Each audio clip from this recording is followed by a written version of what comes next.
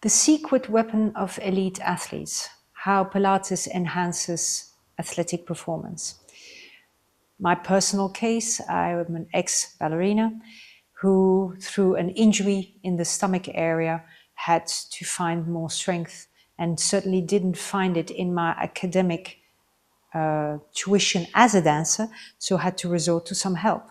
Not only did Pilates enhance my abdominal strengthening, but it also became the one thing that I turned to for rehab and for prevention. So the thing that I think is amazing about Pilates is not only does it help you should you need help, but it also, through the teacher and the obviously trained eye of the teacher, can see something that is imbalanced and tell you we better work on this because this might turn into whatever. So prevention, curing, and also as a means of a warm-up. Imagining someone who does a lot of cycling will tend to, through the posture of the person cycling being over the handlebars, a lot like this with the head up, will end up after a lengthy journey needing to reestablish the curve in the upper body and bring the neck back in line. Just one example. So what I think today would be the best thing for us is for you to see one of my clients who is an avid cyclist, not professional, but does it on a very regular basis for lengthy journeys. So this is my client James, who's an avid cyclist and conveniently today just finished a long cycle. So he'll be very happy to be put through those little stretches and strengthenings that are gonna stabilize his body. If you can please, James, sit down and bring your feet against the bars there. That's it. And then from there, just hold on to this wooden bar. Good. From there, I would like you to just press this bar down as you breathe in. And let the bar come back up. So from there, just open your elbows a little bit more. That's it. And press the bar down again. Inhale. Good. And come back. One last one. Inhale.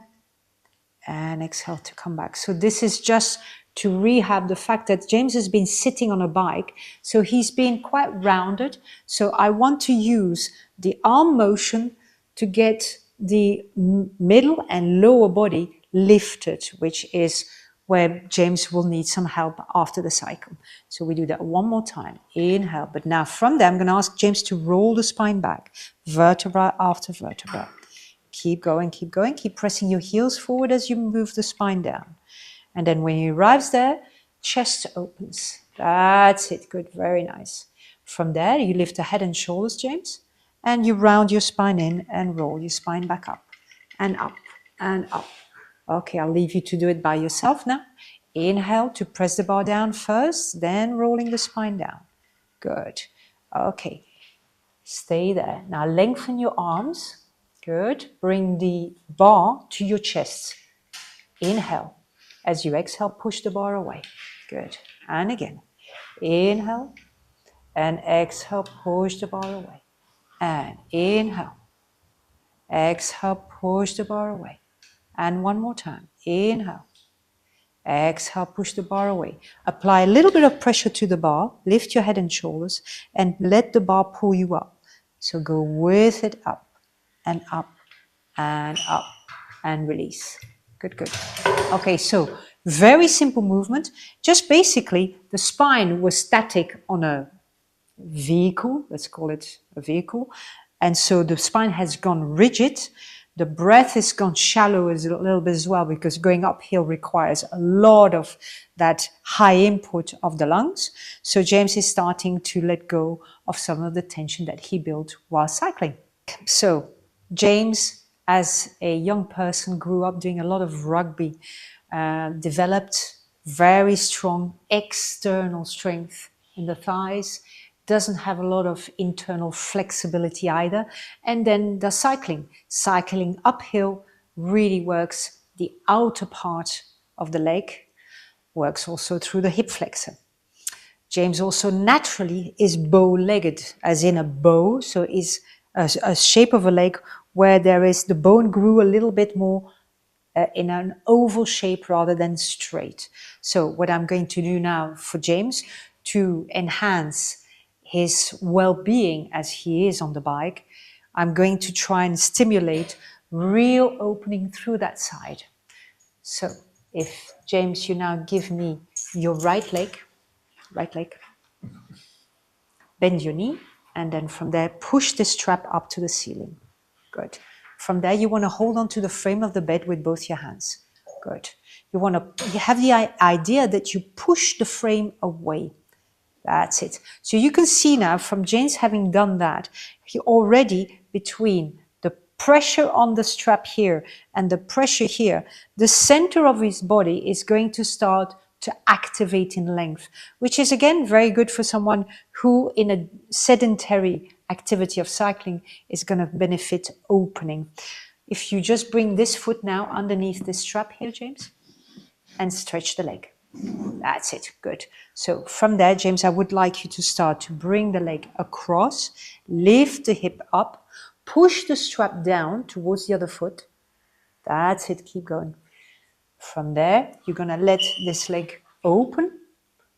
And you can see here already, he is struggling because of the lack of flexibility as we are opening now the leg. Now from there, bring it back and repeat. We go across.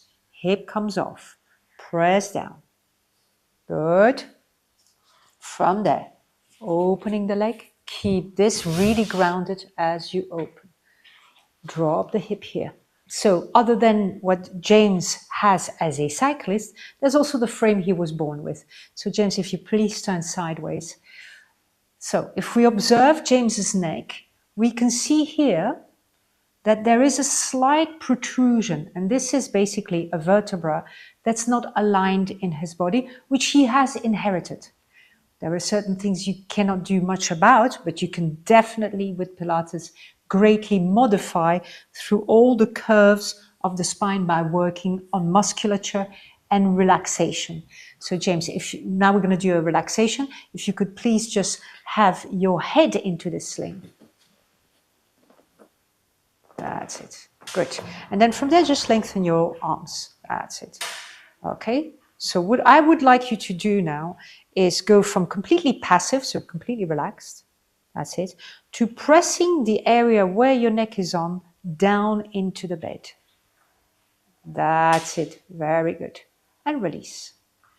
So pressing down and release. So what James is trying to do here is correct the fact that that bone wants to go out of line.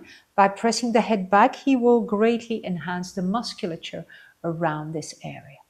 And come back. Thank you very much, James. So now we are working with James on the push-through bar because I want to enhance the strength of James's hamstrings, but also the length. An interesting exercise, this one, because later on in a minute, I will ask him to go up. So he will have a lot of weight on his shoulders. James also has a tendency to round the shoulders. So this will be a real challenge for him, which you will see, to try and keep the chest open. So James, staying how you are, think of your stomach activating, and then from there, press your heels down to activate the backs of the legs, push the bar down, and push the bar through to the front. Good. Return, inhale. As you exhale, let the bar float up. Push your feet into these bars and lift the pelvis, waistline, ribs. So you can see that this is quite a lot of pressure on James's neck. So I'm just going to ask him to press the back of his head more into the bed to create more space. And now James can lift. You saw the difference, right? From there, I'm going to ask James to just drop the chest down without the hips moving yet. Then the ribs without the hips too much. Now, definitely the hips moving, and he's going to drop down the pelvis and repeat the exercise. Inhale, hamstrings, and press forward. Inhale to bring the bar back in, pushing the bar up once the legs are straight, activating through the seat. And here again, I'm going to ask him to push the back of his head more into the bed, lift the chest. That's it. From there, drop through the chest, ribs, lengthen your arms, James. That's it, good. Very nice. Good. You can release the feet from there. Relax for a second. So for James, for everyone, this exercise is challenging, but it's really interesting how you can see in this movement the very little support you have because you have your feet there and you are literally resting on the shoulders and neck. You then start to see how people organize that part of their body. So for James, that was definitely a challenge. So now we are dealing with the stiffness of the front, typical to people who cycle. The hip flexor gets very promoted while cycling, so it needs a good opening. So James, I'm just going to ask you to open the chest. And as you push your hip forward, try and look up to the ceiling, not just neck, but also chest-wise. Try to lift the chest to the ceiling. And then as you exhale, come back towards me, stretch your left knee, and stretch the back of the left leg. So we have an inhale to go forward. Try and open the chest. And exhale to go back. Good. And again. An inhale to open the chest and go up.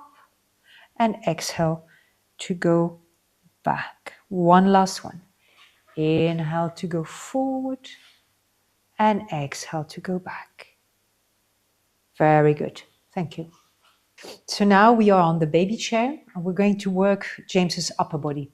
As I said in the previous little snippets, James used to do rugby, so James developed his upper body quite strongly. He also did a lot of swimming as a child.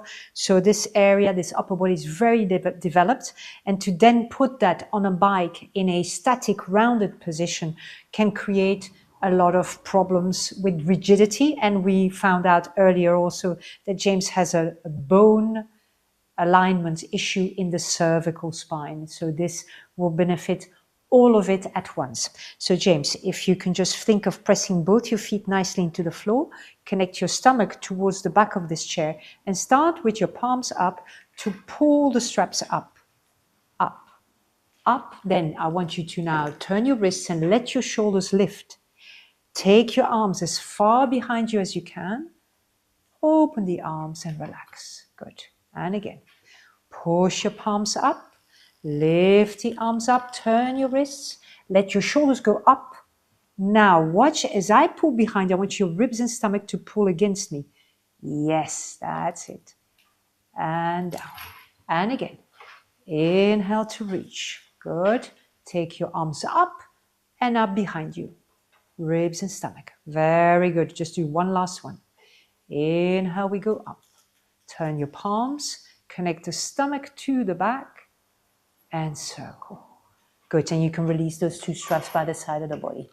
So hopefully this gave you a little bit of an idea of what it is we do in Pilates. You obviously didn't see the whole workout because this is not a 1 hour video and your workout in Pilates is an hour.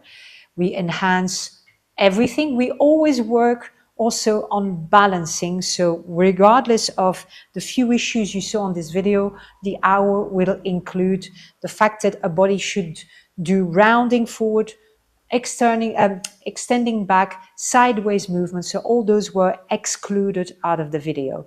But hopefully this gives you an idea. This is just a case of a cyclist, but it could be anyone, anywhere. And it could also be someone that is really not an athlete, but would like to have efficiency, which is what athletes need in order for their bodies to work well. Thanks for your attention.